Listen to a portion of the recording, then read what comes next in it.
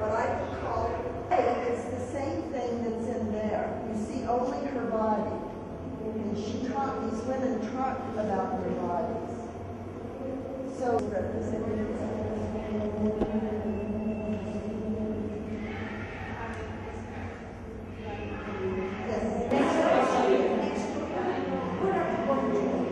Maybe I should just sit right there.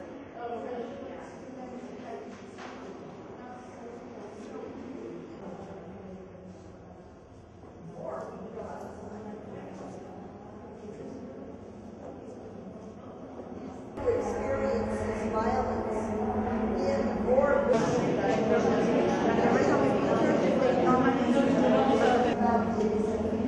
start that.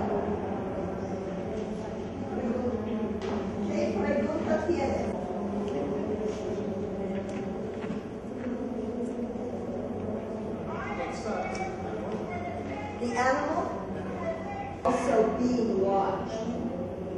Does that make sense? So why would I do that?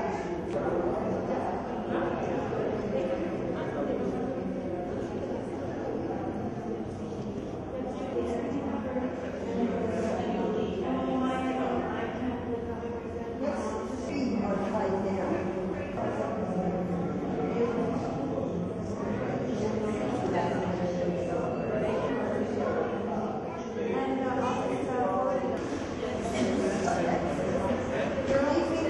Now the women up above have all experienced, maybe not rape, but some degree of violence in their lives.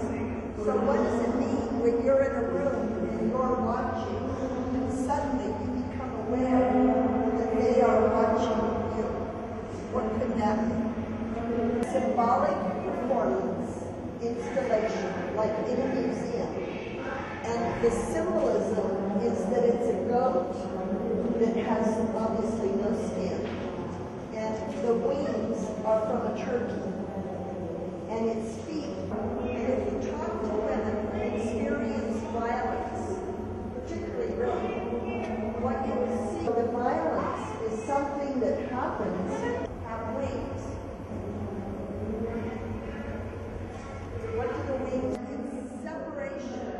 One of the symptoms is the separation of the mind from the body. When people are tortured, their mind often leaves their body.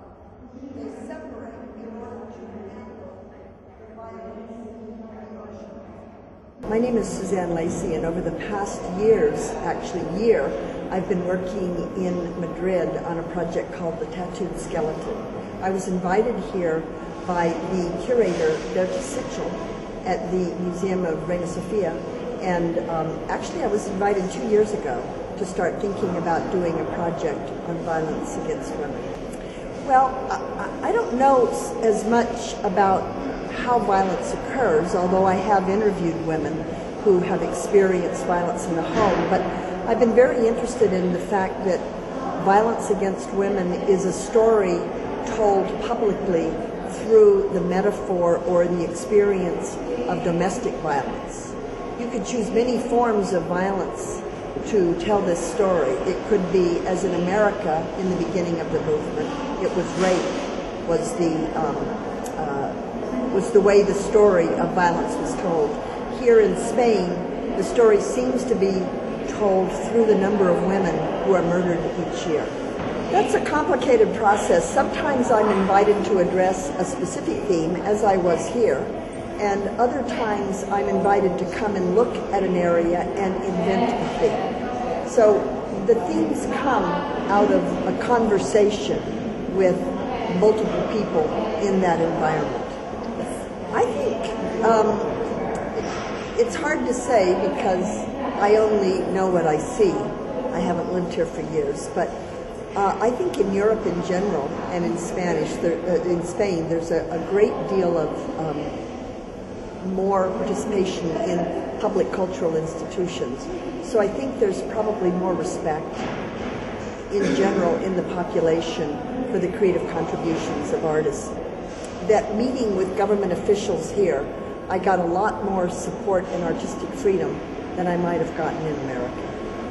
As I said, I was invited here by Berta Sichel from the Reina Sofia Museum, and it's been a project that's been a while in the planning. It's been a collaboration with a lot of local artists and government officials and feminist activists.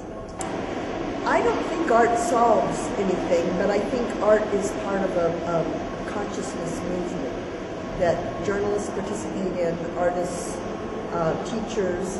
There's ways in which information comes to the fore in the public commons, and I think that artists can help the communication of that information. To some degree, they can also help by changing directly people's experience. But I think more they operate in the field of public communication.